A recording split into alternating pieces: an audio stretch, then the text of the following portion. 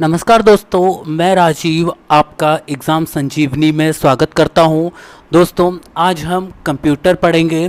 तो आज हम कंप्यूटर होता क्या है, कंप्यूटर के बारे में कुछ एडवांटेज, इसके कुछ डिसएडवांटेज, इनके बारे में हम डिस्कस करेंगे। तो दोस्तों, सबसे पहले हम आज कंप्यूटर के इंट्रोडक्शन की बात करेंगे कि जैसे कंप्यूटर क्या है, किस तरीके से है। तो उसको स्टार्ट करने से पहले यदि आप इस चैनल पर नए हैं तो जल्दी से चैनल को सब्सक्राइब कर लीजिए और सब्सक्राइब करने के बाद बेल आइकन पर क्लिक करना ना भूलिए, जिससे कि आगे आने वाली वीडियोस के नोटिफिकेशन आपको मिल सके।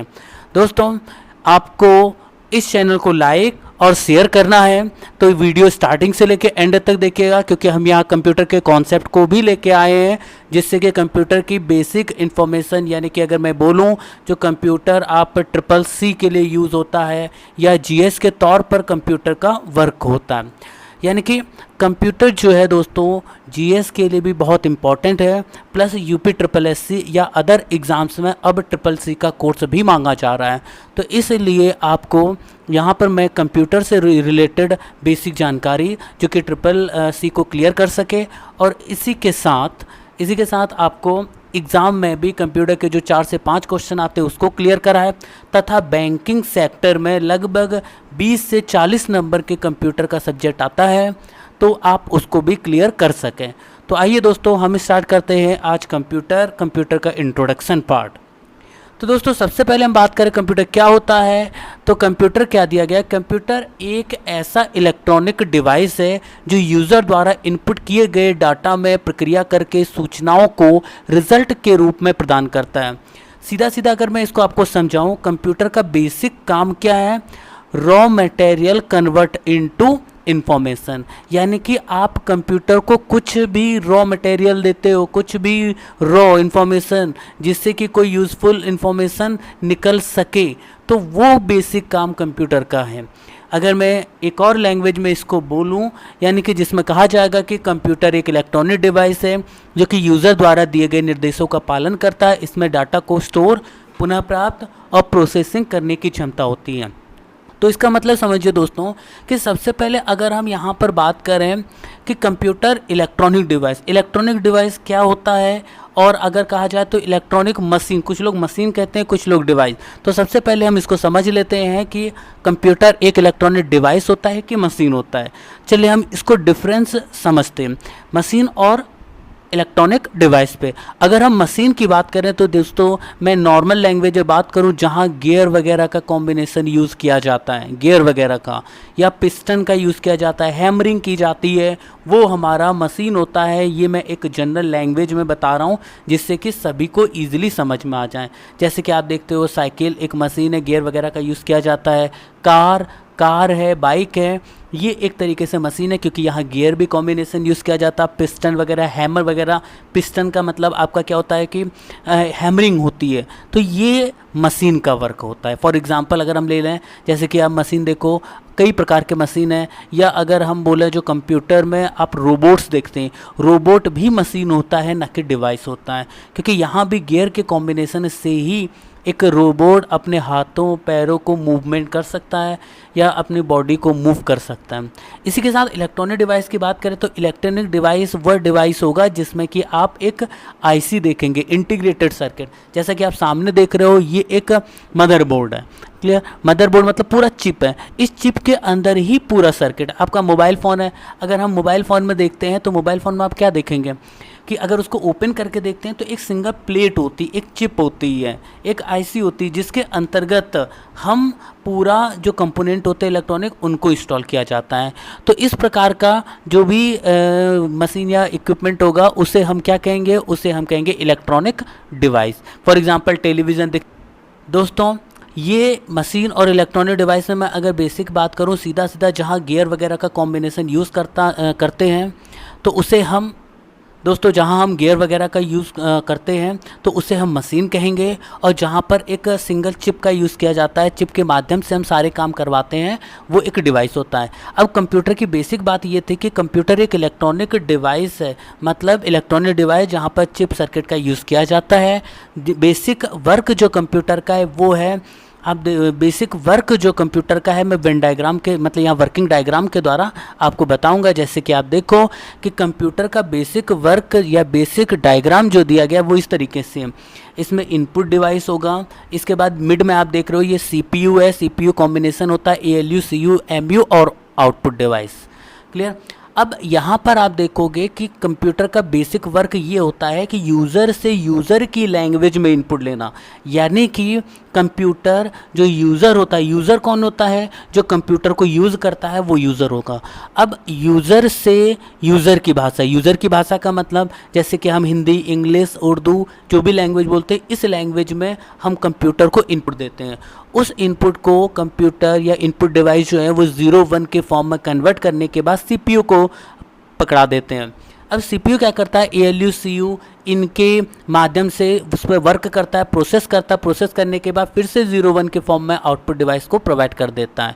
और आउटपुट डिवाइस का काम क्या है, जो सीपीयू से आपको जो प्रोसेसर से जो 0-1 के फॉर्म में मिलता है उसको ह्यूमन अंडरस्टैंडेबल लैंग्वेज में कन्वर्ट करना। ह्यूमन अंडरस्टैंडेबल लैंग्वेज मतलब यानी कि इंसान जिस भाषा को समझ सके उस भाषा में वो कन्वर्ट करके देता है। दोस्तों सीपीयू बेसिकली जो बना होता है वो एएलयू सीयू एमयू, एएलयू का मतलब होता है, ये मतलब मैं बाद में बताऊंगा। तो एएलयू से एक इम्पॉर्टेंट क्वेश्चन बन के आता है जो कि अक्सर एग्ज़ाम में पूछा जाता है और यहाँ गलती की संभावना बहुत ज़्यादा बढ़ जाती है।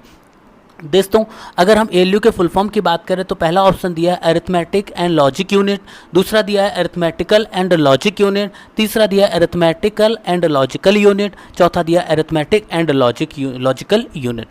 तो दोस्तों अगर मैं आपसे पूछूं तो इसमें आंसर कौन सा होगा, तो जहां तक है मैक्सिमम कुछ लोगों का आंसर होगा अरिथमेटिक एंड लॉजिक यूनिट, कुछ लोगों का आंसर होगा अरिथमेटिकल एंड लॉजिकल यूनिट, यानी कि फर्स्ट और थर्ड इन दोनों में से ही कोई आंसर होगा। लेकिन दोस्तों मैं आपको यहाँ स्पष्ट बता दूँ, जैसे कि आप इंग्लिश में पढ़ते हैं, इंग्लिश में क्या पढ़ते हैं कि कोई भी वेरिएबल दो जो एंड है, एंड से पहले और बाद में जो भी नाउन या प्रोनाउन होता है वो सेम फॉर्म में होना चाहिए। ठीक है, यानी कि अब देखो पहला क्या है अरिथमेटिक, तो दूसरा लॉजिक। क्लियर हो रही बात, दोनों सेम है। थर्ड में देखो अरिथमेटिकल एंड लॉजिकल यूनिट, यानी यहाँ पर देखो अरिथमेटिक के बाद एल लगा दोनों में एल लगा है, इसलिए दोस्तों यहाँ पर आपका पहला और तीसरा ऑप्शन दोनों सही है। अगर हम यहाँ प्रायोरिटी की बात करें तो पहले ही ध्यान रखिएगा, अगर इस तरीके का क्वेश्चन है ऑप्शन 5, 1 और 3 नहीं दिया गया है तो आप फर्स्ट को प्रायोरिटी जो पहले मिलता है उस पर आप क्लिक करेंगे। क्लियर हो रही बात, तो ये ध्यान रखिएगा कि अरिथमेटिक एंड लॉजिक यूनिट और अरिथमेटिकल एंड लॉजिकल यूनिट ये दोनों ही सही है। इसके बाद दोस्तों सीयू का मतलब होता है कंट्रोल यूनिट, कंट्रोल यूनिट का काम होता है पूरे कंप्यूटर सिस्टम को कंट्रोल करना, जबकि एएलयू में अरिथमेटिक एंड लॉजिक, अरिथमेटिक का काम होता है कैलकुलेशन करने का। जैसे मैथमेटिकल हम ऐड करते हैं, सब्सट्रैक्ट करते हैं, मल्टीप्लाई करते हैं, तो इस तरीके के वर्क का इस तरीके के जो वर्क हैं वो आपका अरिथमेटिक पार्ट करता है, लॉजिकल पार्ट डिसीजन लेने का काम करता है। इसके बाद एमयू का फुल फॉर्म होगा मेमोरी यूनिट। यहाँ पर हम कोई भी डेटा कोई भी वर्क करते हैं तो उसको एज अ मेमोरी के तौर पर यानी कि उसको मेमोरी में स्टोर किया जाता है। जैसे हमें लोग हैं, ह्यूमन बींग है, ह्यूमन बींग क्या करता है, कोई भी काम करने से पहले उसको माइंड में पहले सेट करेगा, इसके बाद कैलकुलेशन प्रोसेस करके देगा। उसी तरीके से कंप्यूटर भी करता है। तो कंप्यूटर क्या करता है, कंप्यूटर ये करता है कि जो भी इनपुट दिया जाता है उसको सबसे पहले वो एमयू मेमोरी यूनिट में रख देता है। मेमोरी यूनिट में रखने के बाद वो मेमोरी यूनिट में रखता है, मेमोरी यूनिट में रखने के बाद इसके बाद सीयू एएलयू के माध्यम से प्रोसेसिंग करता है, सीयू एएलयू के माध्यम से प्रोसेसिंग करता है और फाइनल रिजल्ट देके आउटपुट प्रोवाइड करता है। क्लियर हो रहा दोस्तों। इसके बाद कंप्यूटर का जनक कौन है, सबसे पहली बात कंप्यूटर के जनक कौन है, तो कंप्यूटर के जनक है चार्ल्स बेबेज, यानी कंप्यूटर का जनक चार्ल्स बेबेज को कहा जाता है। चार्ल्स बेबेज का जन्म लंदन में हुआ था, वहाँ की आधिकारिक भाषा अंग्रेजी है, इसीलिए कंप्यूटर शब्द अंग्रेजी के कंप्यूट से बना है। कंप्यूट का मतलब होता है गणना, कैलकुलेशन करना, इसीलिए इसका बेसिक जो स्टार्टिंग में बेसिक काम था वो केवल कैलकुलेशन था, यानी कि जोड़ घटाने का ही काम था। बाद में ये अपडेट होता गया और आज के मॉडर्न कंप्यूटर्स आप देख रहे हो। तो दोस्तों यहाँ जो कंप्यूटर है वो कंप्यूट शब्द से मिलकर बना है जिसका मतलब होता है गणना। क्लियर हो रही बात। इसी के साथ कंप्यूटर को जो यूज़र चलाता है, जो व्यक्ति चलाता है, उसे यूज़र कहते हैं। एक बात मैं आपको यहाँ पर और बता दूँ, अगर आप ध्यान से सुन रहे हैं तो कंप्यूटर के जनक की बात की जा रही है। क्लियर हो रहा है? यानी कि अगर हम कहें तो फादर ऑफ कंप्यूटर कौन होंगे? चार्ल्स बेबेज, यानी कि कंप्यूटर के पिताजी हैं चार्ल्स बेबेज। अब एक प्रश्न यहाँ पर मैं इंपॉर्टेंट बता रहा हूँ कि मदर कौन है, कंप्यूटर की माँ कौन है? पिताजी है तो माँ भी होंगी। तो देखिए दोस्तों, माँ जो है वो लेडी एडा लावलेस है। लेडी एडा लावलेस है, यानी कि उन्होंने एडा लैंग्वेज डेवलप की थी। स्टार्टिंग में जो फर्स्ट लैंग्वेज थी वो थी एडा लैंग्वेज, एडा प्रोग्रामिंग लैंग्वेज। तो उन्होंने अपने नाम पर ही एडा लैंग्वेज रखा था और उनका नाम था लेडी एडा लावलेस, जो कि मदर ऑफ कंप्यूटर है। इस बात को ध्यान रखिएगा, बहुत कम बच्चों को पता होगा कि कंप्यूटर की जो मदर है वो कौन है। इसके बाद कंप्यूटर के फ़ायदे और नुकसान की बात करेंगे। देखिए दोस्तों, आज के टाइम पे आप जानते हैं कि कंप्यूटर के बहुत सारे फ़ायदे हैं। तो इनमें पहला पॉइंट है हाई स्पीड। अगर हम यहाँ पर देखते हैं हाई स्पीड मतलब एक ह्यूमन से अगर कंपेयर करें तो ह्यूमन उतनी तेज़ी से कैलकुलेशन नहीं कर पाएगा जितनी तेज़ी से कैलकुलेशन आपका कंप्यूटर कर पाएगा। फॉर एग्जांपल, जैसे कंप्यूटर एक तेज़ गति से कार्य करने वाला इलेक्ट्रॉनिक मशीन है। कंप्यूटर हम इंसान तुलना में बहुत तेज़ गति से कार्य कर सकता है। हमें बहुत ज़्यादा डाटा को एक प्रोसेस करने की क्षमता होती है। कंप्यूटर स्पीड को microsecond, nanosecond, picosecond से मापा जाता है। दोस्तों, यहाँ मैं एक नॉर्मल लैंग्वेज में बोलूँ तो सीधा सीधा ये है कि जो कंप्यूटर वो ह्यूमन बीइंग की तुलना में बहुत फास्ट वे में कैलकुलेशन कर सकता है, बहुत फास्ट वे में कार्य कर सकता है। तो ये एक इसका पहला एडवांटेज। दूसरा एडवांटेज एक्यूरेसी। हम लोग कोई क्वेश्चन सॉल्व करते हैं तो गलती करने के चांसेस बहुत ज़्यादा होते हैं, बहुत गलती कर देते हैं। अगर हम बहुत ज़्यादा फोकस भी करते हैं फिर भी हम गलती कर देते हैं कहीं ना कहीं, किसी न किसी पॉइंट पे। लेकिन दोस्तों, कंप्यूटर गलती नहीं करता है, कंप्यूटर गलती नहीं करता है। यानी कंप्यूटर तेज़ होने के साथ साथ एक्यूरेट भी होता है। यह सही इनपुट देने पर सही आउटपुट ही देता है। इसकी गणना 100% एरर फ्री होती है। इसके परिणामों की शुद्धता मानव परिणामों की तुलना में बहुत ज़्यादा होती है। सीधा सीधा जनरल लैंग्वेज में मैंने बोला कि इंसान गलती कर सकता है प्लस कंप्यूटर गलती नहीं कर सकता है। इसके बाद थर्ड पॉइंट होगा स्टोरेज कैपेसिटी। दोस्तों, हम अपने माइंड में बहुत बातें याद नहीं रख सकते या माइंड पे नहीं रख सकते। फॉर एग्जांपल, मान लीजिए आपने बचपन में कुछ देखा या कोई भी बात देखी हो या कोई भी सीन आपने देखा हो, कोई वर्क है, जैसे आप पढ़ाई करते हो तो पढ़ाई में जीएस वगैरह पढ़ते हैं या मैथ रीजनिंग पढ़ते हैं, तो इनमें कॉन्सेप्ट आप पढ़ने के बाद माइंड में स्टोर करते हैं। अगर आप रिवाइज नहीं करते हैं तो भूल जाते हैं। लेकिन कंप्यूटर में ऐसा नहीं है। कंप्यूटर में आप एक बार स्टोर कर देते हैं, इसके बाद ये सालों साल सेम एज इट इज़ रहता है। जैसे आप कंप्यूटर में सेव करेंगे उसी तरीके का ये रहेगा। तो मानव की तुलना में कंप्यूटर मेमोरी बहुत ज़्यादा होती है। कंप्यूटर मेमोरी को कम या ज़्यादा किया जा सकता है, जो हम इंसान नहीं कर सकते। यानी कि हमारे पास भगवान ने जो दिया है वो लिमिटेड मेमोरी दी है दोस्तों, जबकि कंप्यूटर के पास अनलिमिटेड मेमोरी है। दोस्तों, कंप्यूटर पूरी दुनिया के रिकॉर्ड्स को रख सकता है, लेकिन हम नहीं रख सकते, इंसान नहीं रख सकता है। इसी के साथ ही दोस्तों, कंप्यूटर में ऑडियो, वीडियो, इमेज सब रख सकते हैं। किसी कंप्यूटर की स्मृति को दूसरे कंप्यूटर के साथ इस्तेमाल किया जा सकता है। कहने का मतलब है कंप्यूटर का जो स्टोरेज है हम किसी दूसरे कंप्यूटर में, या कंप्यूटर का जो डेटा है वो किसी दूसरे कंप्यूटर में यूज़ कर सकते हैं। लेकिन इंसान के माइंड में जो डेटा भरा जाता है, यानी कि जो डेटा होता है, उस डेटा को हम दूसरी जगह यूज़ नहीं कर सकते। इसके बाद नेक्स्ट है परिश्रमी। दोस्तों, यहाँ पर कंप्यूटर की बात करें, कंप्यूटर को आप लगातार 24 घंटे, सप्ताह के 7 दिन, वर्ष के 365 दिन लगातार वर्क कर सकते हैं, यानी कि वर्क करवा सकते हैं, वो लगातार काम कर सकता है। लेकिन जहाँ इंसान है वो कुछ घंटे काम करता है, इसके बाद थक जाता है, उसको आराम की आवश्यकता होती है, परंतु ऐसा कंप्यूटर के साथ नहीं होता है। क्लियर हो रही बात है। इसके बाद करते हैं स्वचालितता।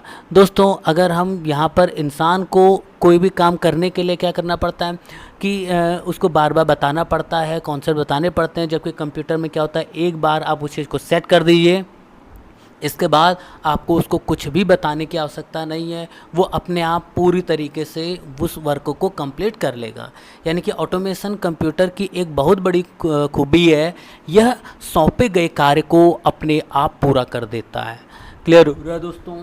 इसके बाद कम्युनिकेशन बातचीत, यानी कि अगर हम बात करें तो कंप्यूटर एक दूसरे से आपस में कम्युनिकेट कर सकते हैं, यानी कि जैसे इंसान एक दूसरे से कम्युनिकेट करते हैं उसी तरीके से कंप्यूटर कम्युनिकेट करते हैं। देखिए दोस्तों, कम्युनिकेट करने का मतलब क्या है कि कंप्यूटर के माध्यम से ही हम एक बहुत दूर या बहुत दूर खड़े व्यक्ति से बात कर सकते हैं, या बहुत दूर अपने मित्र, जैसे कि हम एक प्लेस पे है वो किसी दूसरे प्लेस पे या दुनिया के किसी भी छोर पर है, हम उससे डायरेक्टली कंप्यूटर के माध्यम से बात कर सकते हैं।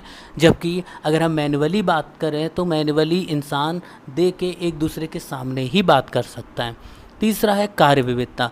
दोस्तों, कंप्यूटर कई तरीके के काम कर सकता है, हर क्षेत्र में काम कर सकता है, जबकि इंसान क्या है, पर्टिकुलर एक ही एरिया के लिए कार्य कर सकता है। फॉर एग्जांपल अगर डॉक्टर की बात करें तो डॉक्टर केवल मेडिकल फील्ड में ही वर्क कर सकता है, क्लिनिकल वर्क कर सकता है, वो इंजीनियर का काम नहीं कर सकता है, और इंजीनियर डॉक्टर का काम नहीं कर सकता है। इसी तरीके से एक डिज़ाइनर जो है, उस एक प्रोग्रामर अलग होगा, डिज़ाइनर अलग होगा। प्रोग्रामर का काम सॉफ्टवेयर को बनाने का काम है, डिज़ाइनर का काम डिज़ाइन करना, उसकी सुंदरता को बढ़ाने का काम है। यानी कि एक डिज़ाइनर जो है वो लैंग्वेज पे काम नहीं कर सकता है, और एक लैंग्वेज वाला व्यक्ति डिज़ाइन पे नहीं कर सकता है। ये एक नॉर्मल था।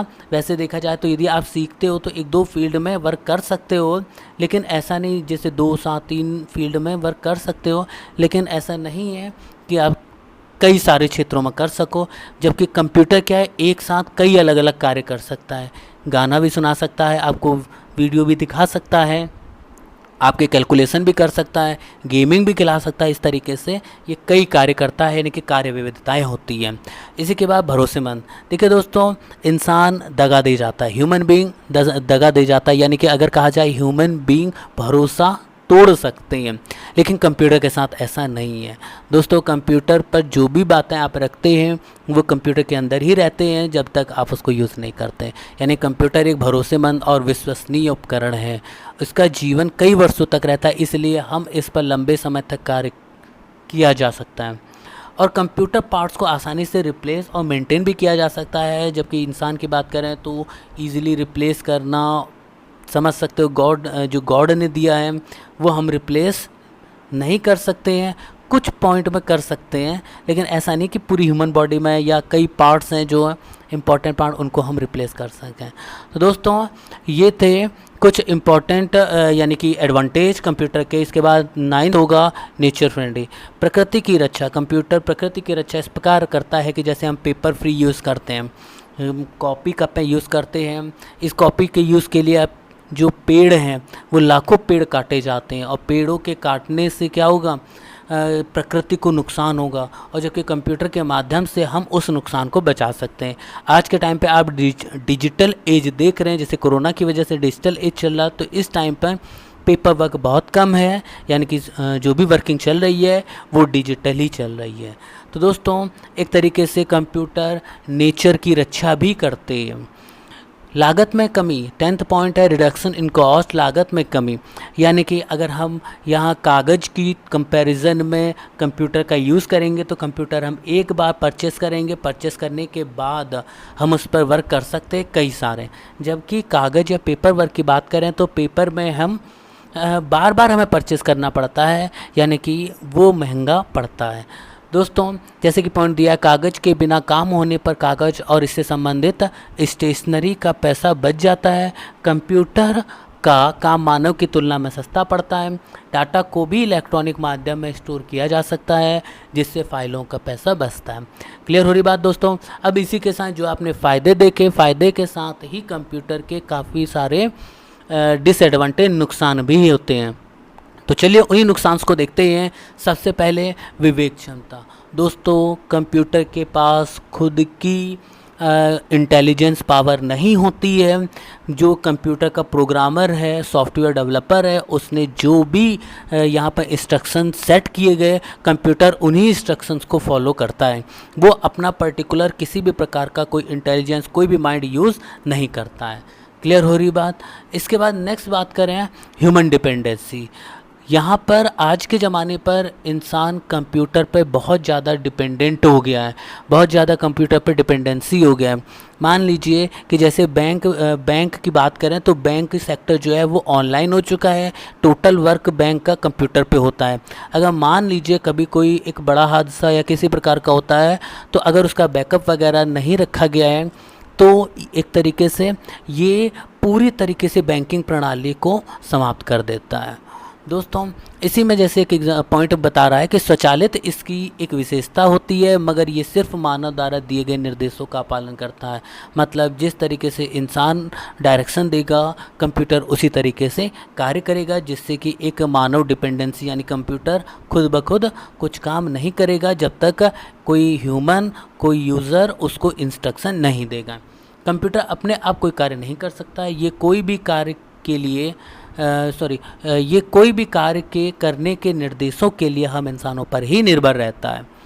इसके बाद इन्वायरमेंट के लिए बात, जैसे भी आपको बताया गया कि कंप्यूटर को कार्य करने के लिए साफ़ सुथरे वातावरण की ज़रूरत पड़ती है।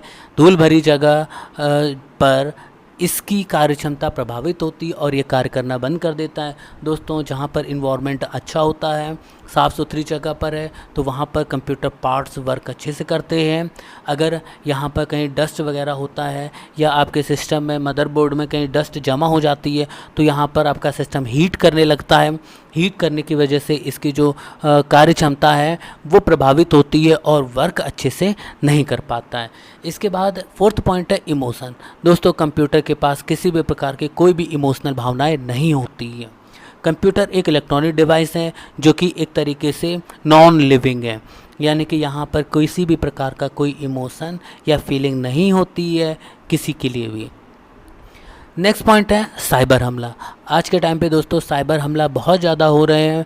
किसी साइबर हमले के द्वारा आप किसी दूसरे के कंप्यूटर के जो भी पर्सनल डेटाज़ हैं उन सभी डेटा को आप चुरा लेते हो। या मैं आपके लिए पर्टिकुलर नहीं कह रहा हूँ, मैं साइबर हमले के लिए जो एक तरीके से साइबर चोर्स हैं, एक तरीके से जो